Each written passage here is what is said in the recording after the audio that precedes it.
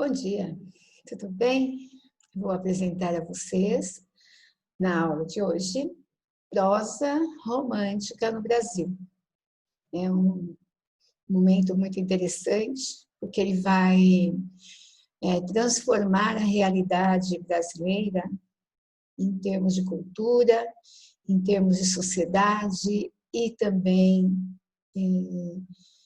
de expansão cultural brasileira, porque afinal nós vamos estudar não só o Rio de Janeiro da época da corte, mas também o Nordeste, né, o Norte.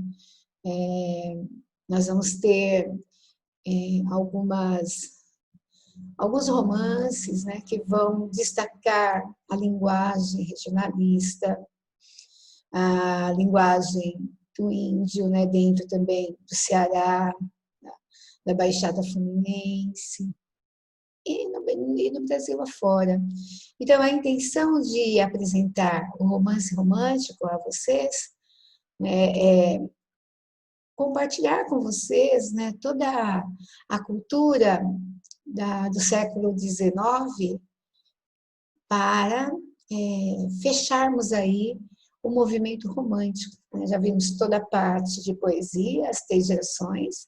Agora nós vamos estudar os 4 tipos de romances, né? E também o último romance, que é o Sargento de Milícias, mas esse eu vou dar uma aula à parte.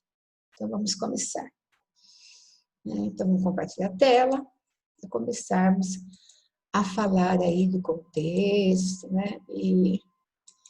E também dos autores, para entendermos o processo da prosa. Eu poderia ter falado do indianismo quando eu dei o Gonçalves Dias, mas eu preferi separar a prosa para vocês observarem que no romance não há um único tema, né? Há uma classificação. Então, eu posso ter vários tipos de histórias e observar as características, né, em todos eles. Vou dar um exemplo para vocês entenderem melhor, né? Eu poderia analisar o romance O Seminarista, do Bernardo Guimarães, com o romance indianista do José de Alencar. Vamos pensar no Iracema. O Iracema ocorreu no Ceará, né? O espaço da narrativa é o Ceará, e o Seminarista é um romance regionalista, né? Ele acontece em fazendas, né? E traz todo aquele regionalismo. Porém, eu poderia dizer também que o Iracema pode ser classificado como regionalismo, porque ele também vai retratar a região Nordeste, né? Ele vai falar do Ceará, tem uma viagem do Martim, né, que ele faz junto com o Poti, eles atravessam toda aquela parte do Ceará e chegam até perto do Rio Grande do Norte. Né? Então, é um romance também regionalista. Mas nós vamos procurar mostrar separado. Né? Vou começar a falar desde o primeiro romance, e nesta aula eu vou até o Alencar. Depois eu vou fazer uma aula, conforme já falei, né, sobre o Sargento de Milícias, que é um romance inclassificável. Né? Eu vou falar dos 4 tipos nessa, né, que seriam o romance urbano, o romance regionalista, o romance histórico e o romance indianista. Né? Então vamos ao contexto histórico desse período, né, para nós entendermos. Então vamos começar. A prosa no Brasil, ela veio para ficar, né? Era europeia, né? Eram falados, né? Já até citei aí, quando eu dei romantismo em português, dos romances, né? Em Portugal, romances franceses, né? Romance lá da Alemanha, o Sofrimento do Jovem Werther, tem Ivan e outros muitos ali, né? Então, como nós tivemos a vinda da família real para cá, né? Esses traços europeus, eles também ficaram, né? Porque a cultura da corte era a cultura portuguesa baseada na França, na Inglaterra. Não é só lembrar do Amélia Garrera, Alexandre Herculano, Caminho Castelo Branco, Júlio Diniz, né?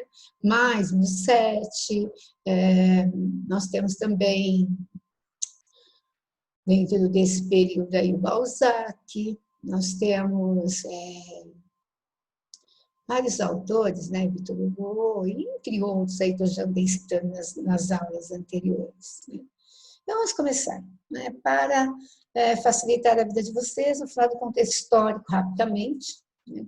Fato que eu sempre falo, né? Que eu sempre tento mostrar a vocês aí da melhor maneira possível, para que possamos compreender. Então, vamos lá. Vamos voltar. O Rio de Janeiro, 1847. Né? Nós temos aí um período de urbanização. E nós temos um governo parlamentarista. Na época de Dom João, depois Dom Pedro I, depois Dom Pedro II. 1848 a 1850, nós temos aí um fato histórico, Revolução Paieira. 1850, Eusébio de Queiroz. Eu não vou entrar em detalhes, porque isso é aula de história, só para vocês terem uma referência. Aí, de 65 a 70, a Guerra do Paraguai. De 70, lançamento do Manifesto Republicano. 71, a Lei do Ventre Livre. 72, fundação do Partido Republicano. Aí depois vem, aquilo que vocês mais sabem, né? 1888, a abolição da escravidão, que é a Lei Áurea, e 89, a proclamação da República, primeiro presidente Marechal Deodoro da Fonseca. Só para vocês se localizarem. Então, esse é o período, né, que os romances destacam. Só que no romantismo eu não chego à República, né? Mesmo no último romance, que é o Memórias de um Sargento de Milícias, né, não tenho a República como contexto, eu tenho a monarquia ainda, né? Então eu tenho lá o Memórias de um Sargento de Milícias, embora ele não seja da época, ele retorna à época do rei. Né? Eu vou ler o Alencar, eu tenho Dom Pedro I, eu vou ler a Moreninha, eu tenho Dom Pedro. Né? Então, eu preciso verificar a época que o romance foi lançado, ou os fatos que eles citam, ou então as datas, né, de publicação, para eu poder entender o período, né, que esse romance destaca, que ele coloca em evidência. Bem, começou tudo em 1843, com a publicação em folhetim já, Filho do Pescador, de um autor chamado Teixeira de Souza. Então, historicamente, esse seria o nosso primeiro romance romântico. Né? Aí você fala assim, por que você colocou romance romântico? Porque vocês têm que lembrar que romance é uma narrativa, né? Tem um histórico, né? E aí você tem as ações ocorrendo, né? Costuma se organizar da mesma forma que se faz uma narrativa, né, de escola, que vocês estão aí acostumados, mas só que ele é longo, né? Então eu teria lá a apresentação, a complicação, os nó da intriga, o clímax, né? E depois o desfecho. Isso quando ele é na ordem direta, né? Que a gente chama de romance linear. No romantismo, a maioria não vou dizer que todos são, porque não é verdade. Tem o Alencar, que não é assim, né? Tem romance que é uma carta, então precisa tomar cuidado. Né? Os romances que foram mais para o final do período, eles são de estruturas diferenciadas, mas a maioria não. Agora, o que não muda? Narrador, ele é sempre em terceira pessoa. Quando como ele é chamado de romântico, né? Romance romântico, é uma história de amor, né? Então tem sempre a mocinha, né? Que ela é denominada como moçoila casadoira, né? E o mocinho, que é o almofadinha da época. Né? Então, um menino bonito, se veste bem, né? Não é pobre, é claro, né? Normalmente estuda, é um defensor da abolição, a maioria deles abolicionistas, né? E republicanos. Então, é um momento de mais rebeldia. Conforme você vai avançando para o final do século, mais isso vai vindo à tona. Né? Então, eu não posso esquecer, né, que quem está sempre em evidência é a elite brasileira. Quem é a elite brasileira, além da nobreza? A burguesia, não podemos esquecer. Então, eu tenho uma literatura mais popular, não que ela seja moderna, né, liberada de tudo, não.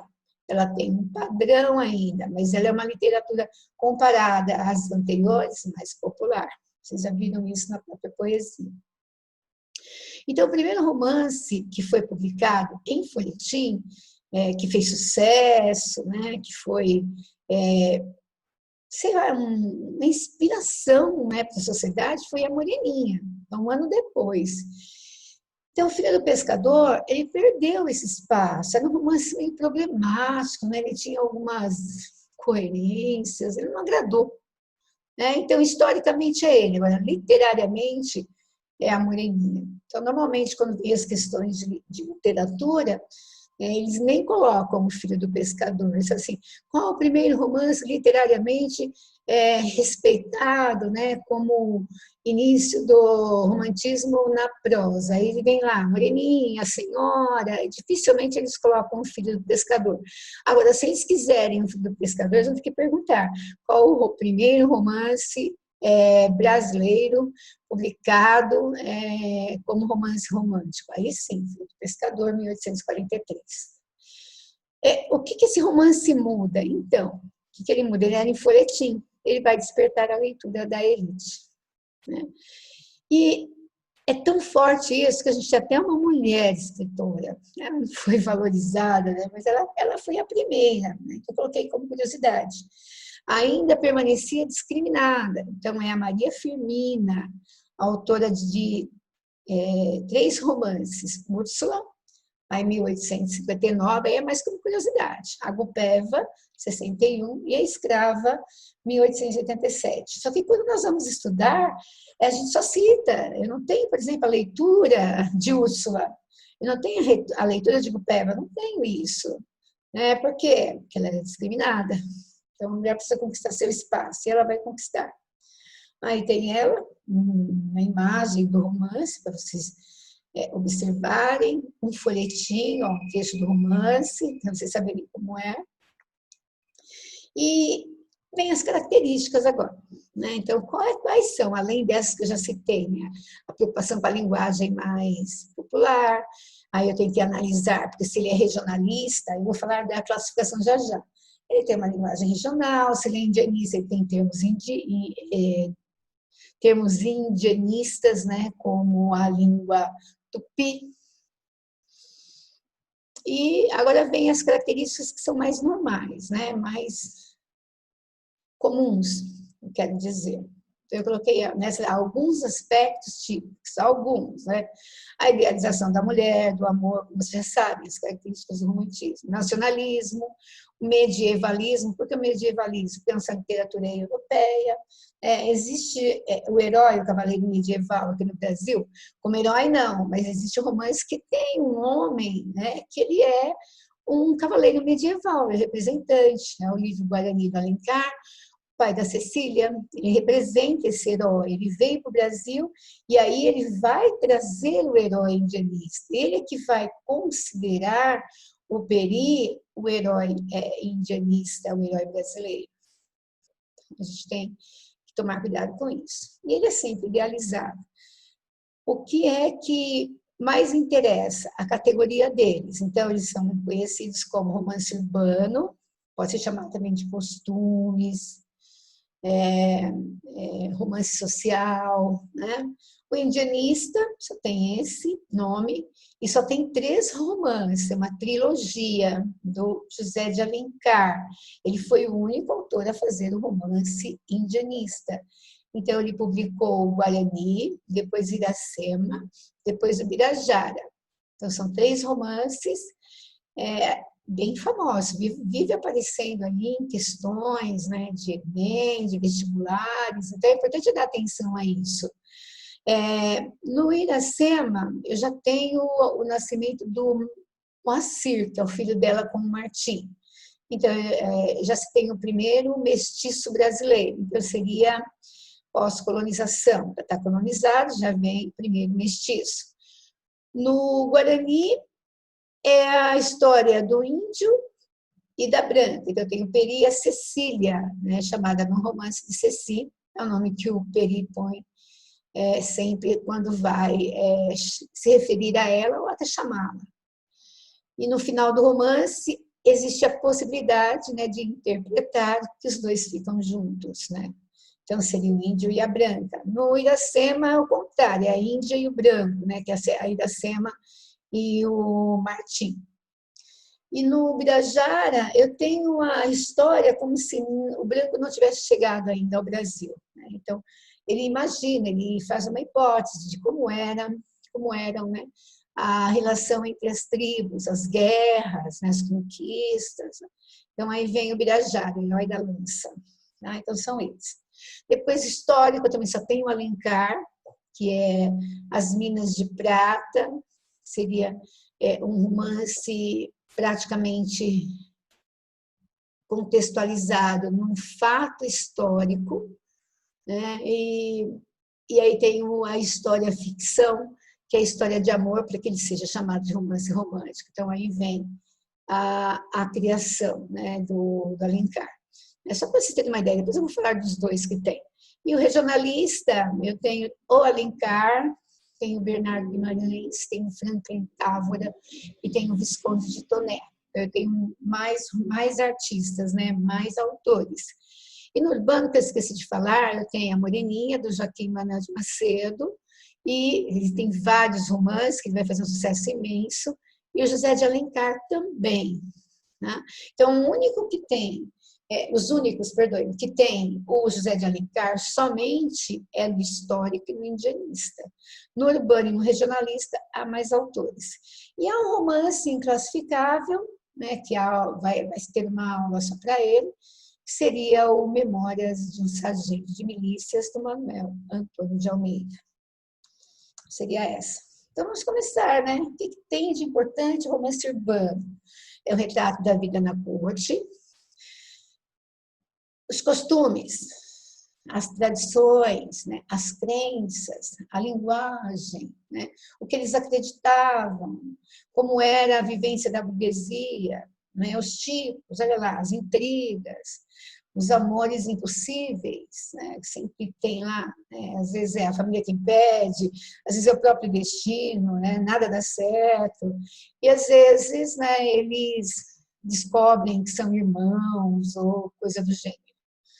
Né? Então, é aí que vou ter o romance urbano. Quais são os principais autores? Eu tenho lá o primeiro, que é o Joaquim Manuel de Macedo, o segundo, que é o José de Alencar, e o terceiro, que é o Manuel Antônio de Almeida. Só que nesse eu tenho que tomar cuidado, porque esse romance, ele também se passa no Rio de Janeiro, mas ele é conhecido como crônica de costumes. Então, eu tenho o retrato do Rio, tenho os costumes, só que não é mais da mesma forma, né? Uma família impedindo o relacionamento, típico Romeu e Julieta.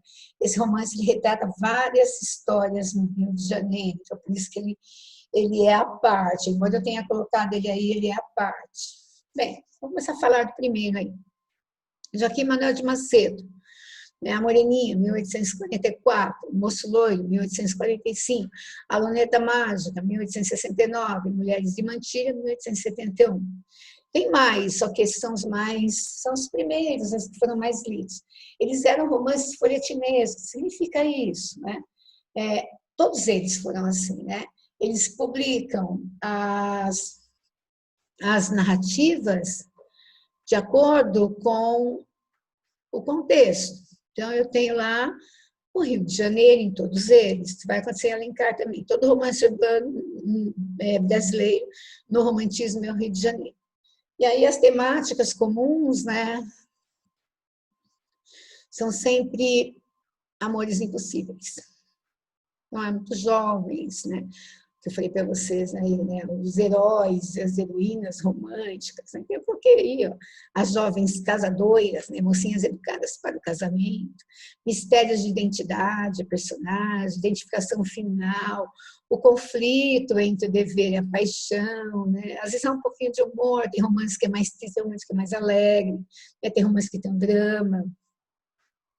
E ele é uma espécie de documento da época. A linguagem é sempre simples, as tramas são fáceis, o amor é sempre o mais importante e o mistério também. E nesse primeiro momento aí, o final feliz é fundamental, senão ele não agrada a burguesia. E aí eu não teria leitor para isso. Então, os folhetins são romances publicados em uma página do jornal, que é a página de cultura, né? E aí, essa página traz um capítulo. Daria para comparar hoje com a novela de televisão. Né? Então, sai um capítulo por dia e isso empolga. Né? Porque é uma história de amor, começa a comentar, igual novela.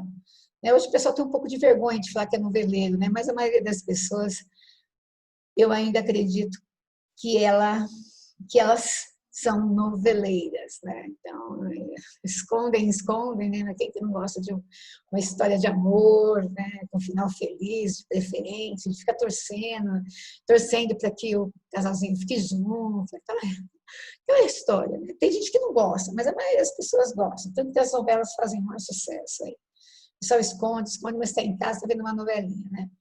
E como ela é publicada, como ela é passada na televisão diariamente, por capítulos, o folhetim também é assim.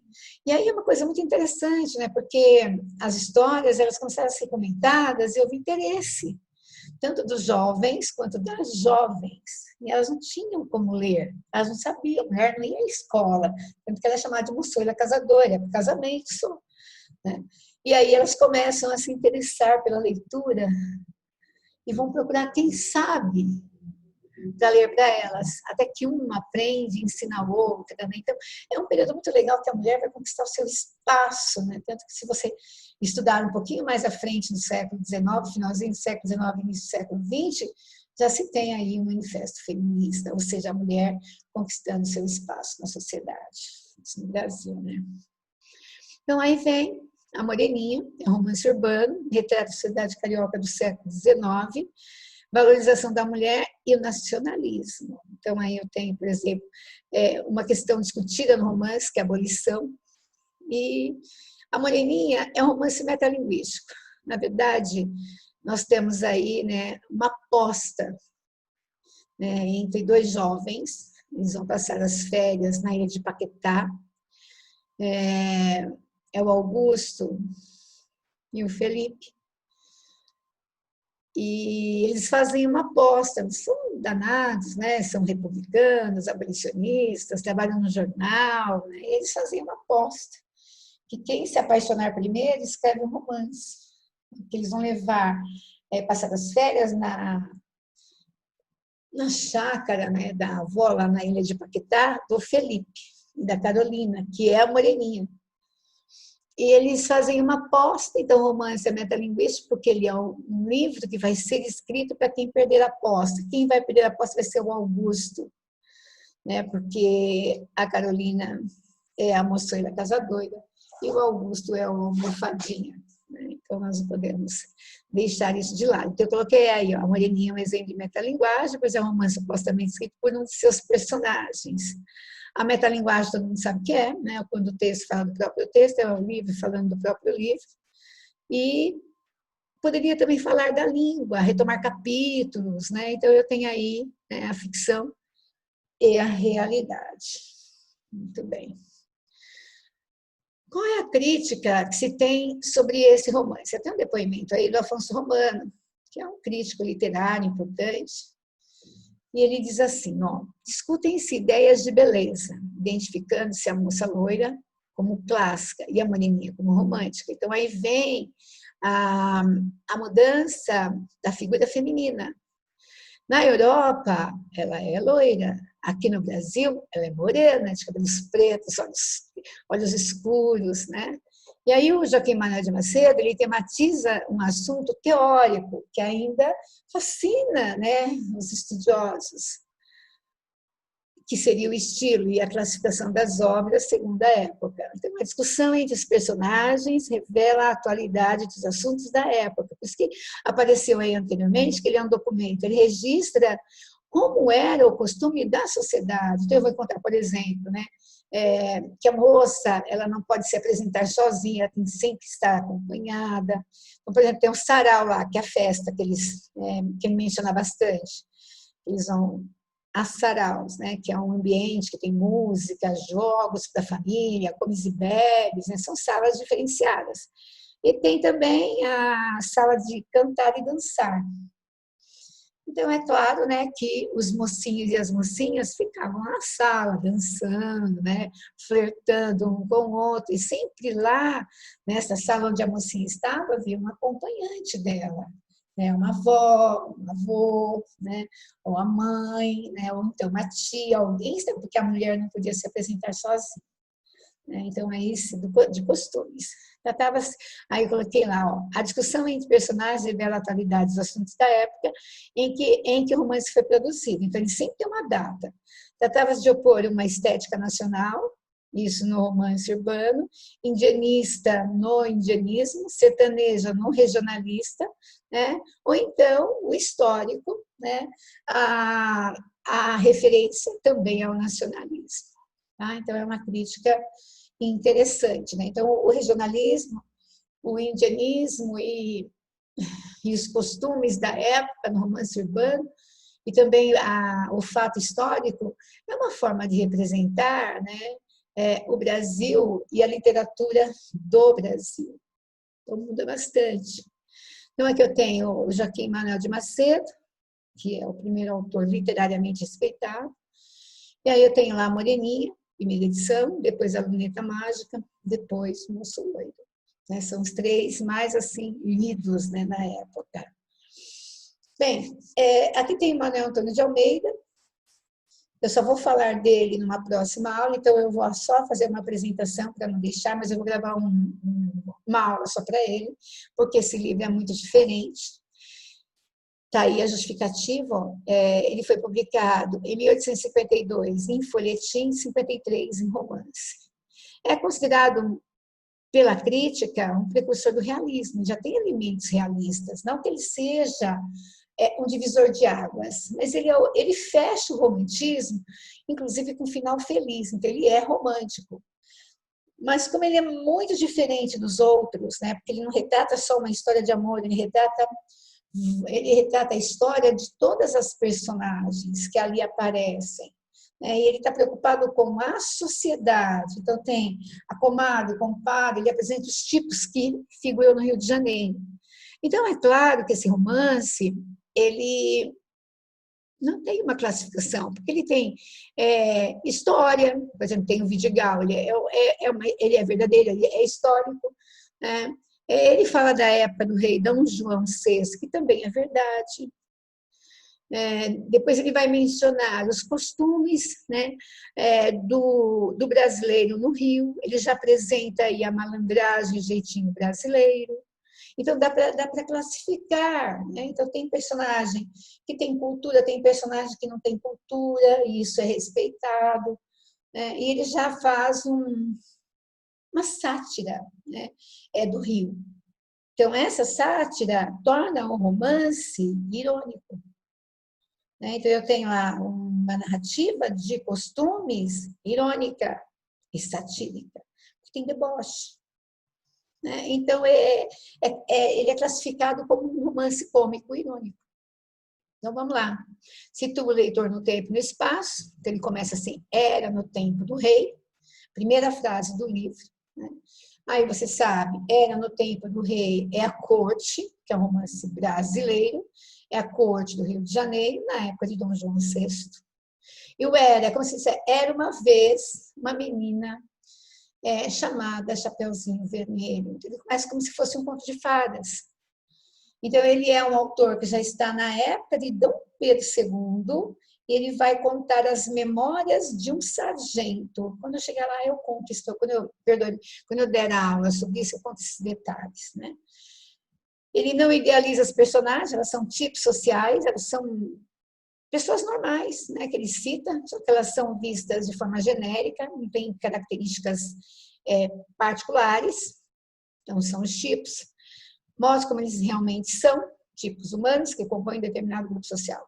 Aí está o conceito de personagem tipo. Apresenta ao leitor os costumes da época, já falei, e o texto é cômico e irônico. Sua narrativa inclui atributos humanos, conhecidos como sentimentos universais, sentimentos que todo ser humano pode ter, como ódio, amor, saudade, tristeza, depressão, amargura, melancolia, etc.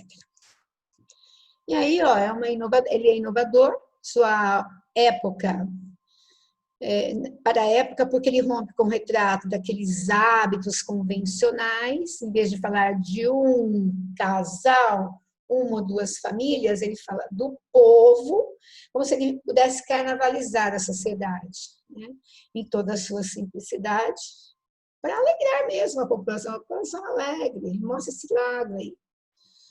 E aí está, né, o rostinho dele e o capítulo publicado em folhetim, para vocês verem o que é um folhetim, né, na verdade. Depois o livro. Depois é romance indianista, e aí é o Alencar. Então, o que ele traz para a gente? Costumes indígenas e a cultura indígena. Então, o índio como herói. Né? Então, o primeiro é o Alencar, já falei para vocês que é o Guarani. No Guarani, eu tenho a vinda da família da Cecília para o Brasil, eles vão ficar ali na Baixada Fluminense, né? E ele vai construir uma propriedade, como se fosse um castelo medieval mesmo, né?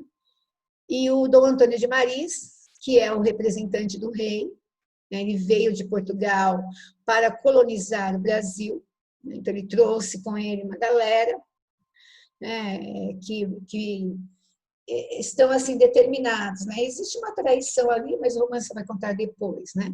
E aí o que importa? Depois eu dou uma aula deles, né? Eu tenho aí uma aula para cada romance importante deles. Então eu vou dar uma aula, vou gravar uma aula do indianista, dos indianistas, né? Junto com o regionalista. Depois eu vou gravar uma aula com o urbano e o histórico, né? Mais ou menos assim, para vocês acompanharem melhor. Né? Então, o que eu tenho no romance indianista? Então, aqui eu tenho uma apresentação geral, para vocês já irem se acostumando, né, com essa classificação. Né? Então, eu tenho o índio como herói, ele representa o Brasil e todos os brasileiros, os mestiços também, porque no Iracema já tem, né? Ele é forte, ele é idealizado. Quais as características europeias? Né? A natureza participativa está sempre presente, né, onde ocorre a narrativa, e a paisagem brasileira. Eu tenho aí o contato do índio com o europeu. Então, o principal autor é o Alencar, e aí vem as 3 obras que eu falei para vocês. Então, na ordem de publicação, o Guarani, Iracema e o Birajara. Acontece, né, que na hora que você vai ver a história, vai ao contrário. Então, o Birajara é antes da colonização, o Guarani durante a colonização ou a própria colonização, e Iracema pós-colonização. Seria essa a ideia, por isso que chamar trilogia. Eu coloquei um resumo geral, né, para ficar mais fácil aí para vocês. Claro, né, a gente sempre pensa em vocês, né? Obviamente, voltar. Obviamente, colocar para cá minha imagem, né, para não atrapalhar em nada vocês aí. O Guarani é um quadro assim, resumo, né? Então vamos colocar primeiro, a apresentação. O homem branco já infiltrado no ambiente indígena. Então eu tenho lá o Dom Antônio de Maris e o Peri. O homem branco e o índio dividem os papéis de heróis e vilões. A briga entre as tribos e o Peri é que vai ajudar o homem branco. E os indícios da cultura indígena são reduzidos a meros acessórios, predomina a cultura europeia, ou seja, a imposição do colonizador, isso fica muito evidente no romance. No Iracema, apresenta o índio, a presença do índio, então é a tribo da Iracema, né? E o branco chegando de abelhudo, né? Porque o Martins, ele se perde lá na mata, e a Iracema vai encontrá-lo, né? Que é o homem branco, né? E a Índia.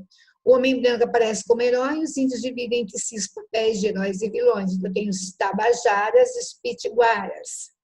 E aí vão mostrar, né, as 2 tribos, elas vão mostrar a cultura. Então, qual é a cultura dos tabajaras, qual é a cultura dos pitiguaras ou potiguaras, tá certo? Então, o índio do litoral seria os potiguaras ou pitiguaras, que são conhecidos como comedores de camarão. E o índio do interior do Brasil, né, que seria do interior do Ceará, que hoje poderia ser o sertão cearense, né, ou o interior mesmo. Né? E aí nós temos a cultura desse índio, né, que fica mais para dentro do Brasil. E ela aparece com muita intensidade, a linguagem, o vocabulário, os hábitos, as crenças, né? Então, tudo sob o olhar do branco. E o Birajara apresenta o índio num ambiente livre, não tem um homem branco, eles dividem papéis de heróis e vilões, então é a luta entre eles, a conquista, né? E a cultura indígena revelada em sua plenitude, sem o filtro da cultura europeia. Então, depois a gente vai vendo. Aí eu coloquei a imagem, né, dos 3 livros, para vocês sempre terem na mente, né? E aí vem o romance histórico. Esses são os menos lidos, né, gente? São os romances que têm assim, menos crédito, mas são interessantes, né? A gente tem aí As Minas de Prata e a Guerra dos Mascates. O Guarani e Iracema podem ser considerados, que eu já falei para vocês, né? Eles podem ser considerados regionalistas, históricos e indianistas, né? Então a gente coloca aí. Ele traz o retrato do costume de uma época também, isso é importante, sendo muitas vezes mistura de ficção e realidade. O fato histórico sempre é real. Então, as Minas de Prata, que seria o ciclo do ouro no Brasil, né? Então, Minas Gerais, e depois viram outros estados, e a Guerra dos Mascates, que é um fato histórico. Né? Então, eu coloquei aí, indianistas históricos. Né? Então, aí vem aquela curiosidade, né? Que eu posso enquadrar os romances nessas 2 classificações aí. Tá? Por quê? Porque fatos que realmente aconteceram. Aí vem a Guerra dos Mascates e as Minas de Prata. Né? Quem? José de Alencar. Aí vem o regionalista, que é tem mais autores envolvidos, né? Porque eles estão tentando resgatar, como eles são nacionalistas, eles estão tentando resgatar toda a cultura do Brasil e mostrar que o Brasil não é só o Rio de Janeiro, né? O Brasil é também o Nordeste, é também o Centro-Oeste, o Sul, o Sudeste, né? E o Norte. Tem as regiões, né? Então, aí vem a tentativa de integração mesmo, os costumes. Então, eu tenho um Brasil e muitos Brasis diferentes dentro desse Brasil, porque é o tamanho do país, né? E, além disso, né, nós temos que mostrar os brasileiros que vivem nessas regiões. Isso vai ser retomado depois, no período pré-modernista, que é o início do século XX, né, que nós chamamos de pré-modernismo. Nós vamos estudar isso com particularidade.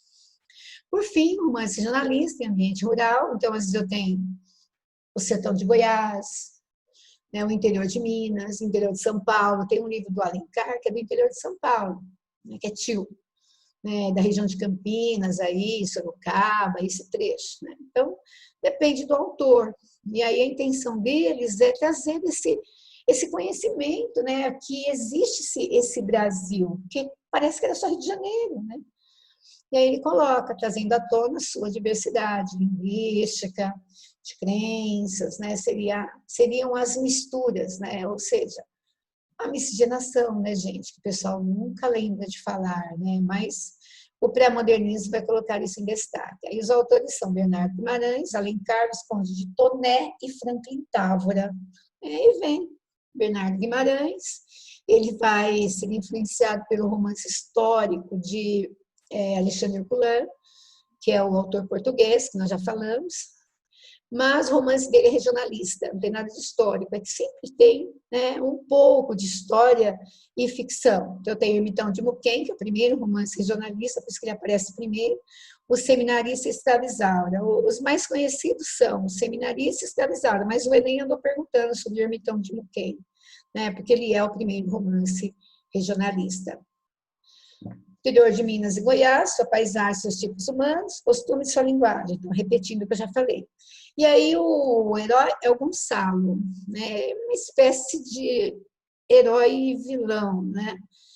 O Gonçalo, homem destemido, passional, quer dizer, apaixonado, né? Porque tem a história de amor, que alterna o posto de herói e vilão e acaba como Marte do amor e do destino. Tá? Eu não vou entrar em detalhes, porque depois eu tenho tempo para isso. E nem todos eu vou falar, porque senão eu enlouqueço, né? Enlouqueço vocês também. É uma narrativa trágica de amor, aí é o seminarista. Esse eu normalmente conto para vocês, né, na aula, quando é presencial, aqui eu só vou citar. Eugênio e Margarida, é o mocinho e a moçoila, né? Ele vai ser forçado pela família a seguir a carreira de padre, e a menina vai ficar fiel aí ao amor dele, né? Desde a infância e tal. Quando ele conclui, né, o seminário, ele acha que a Margarida se casou com outro, né? E ele volta à terra natal para rezar a primeira missa, e eles se encontram, né? Ela está doente, e ela falece logo depois, né? E ela abraça, né? Eles acabam se envolvendo, né? Ele mesmo como padre, né? E aí ela morre no final da história e ele vai enlouquecer, porque ele vai quebrar o voto de castidade. Vem Escravizaura, que é um romance também interessante, né? Esse virou uma filme, novela, né? Teve tudo desse romance, teatro, né? Um romance bem interessante, ele trata bem o período da escravidão. E a Isaura é uma escrava branca, ela é filha de um português com uma índia da senzala, e ela é branca, e esse é o problema. Então, ela sofre preconceito dos brancos, porque ela está na condição de escrava, e sofre preconceito dos negros, porque ela é branca. E aí tem o dono da fazenda, né, já é o filho, né, do dono da fazenda, é o Leôncio, é o senhor, e ele é apaixonado por ela. Mas ele é um homem vilão, ele é terrível, né? E ela vai sofrer muito, porque ele deseja, ele é casado, ele põe a Isaura lá na casa, né? Ela é como se fosse uma serva da esposa, né? E ela ajuda, né, a dona da fazenda, né, a patroa, ela acaba ajudando, né? E ela vai ser salva no final, ela vai conseguir fugir, né? E ela vai conseguir a carta de alforria quando ela encontrar o grande amor da vida dela, que é o Álvaro, né? Ele vai retirá-la, né, das garras do Leôncio. Aí eu tenho o seminarista, o ermitão de Muquem e a escravizada, só para vocês terem uma ideia. Visconde Toné, também um romance bem, ele tem uma linguagem um pouco mais elaborada, ele tinha conhecimento suficiente para isso. Eu coloquei que ele foi um ex-combatente na Guerra do Paraguai, era um grande patriota e ele formou-se dentro da academia militar, né? Era um engenheiro militar. Então, a obra dele é Inocência, uma só. Também é bacana de ler, né, a história de um amor impossível. A Inocência é a mocinha e o Cirino é o mocinho, né? E o Cirino, ele vai junto com uma espécie de médico, assim, fazer pesquisas, né, pelo sertão. E eles vão chegar até a casa da Inocência, que é uma moça muito bonita, né, mas ela vive sob as imposições de um pai autoritário. E ela já tem um casamento encomendado com a Manecão, um homem bruto, né, rico, mas bruto. E ela não quer casar com o Manecão, né, porque ela vai se apaixonar pelo Cirino. E o final é trágico, né, porque o Cirino é assassinado, no mundo do pai dela, e ela vai ser, antes dele conseguir esse intento, né, ela vai viver cárcere privado. Né, ela vai acabar adoecendo, né, e o final é trágico, né, a morte. Então, o livro, pra vocês terem uma ideia. E vem o Franklin Távora, um dos autores mais polêmicos do período, né? Ele critica o regionalismo do Alencar para produzir uma literatura mais do centro-sul.